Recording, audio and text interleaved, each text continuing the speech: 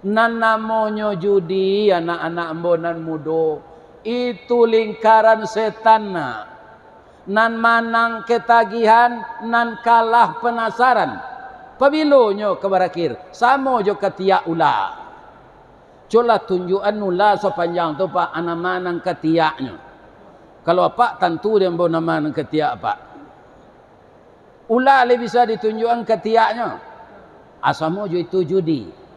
Itu polisi yang membakar suaminya itu karena judi online.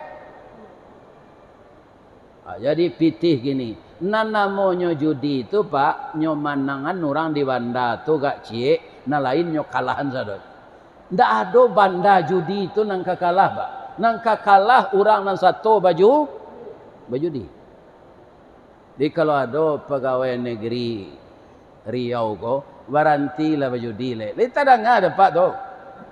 Jangan payah mengecek saya den. Ya kan? Judi itu tidak akan membuat orang tentram.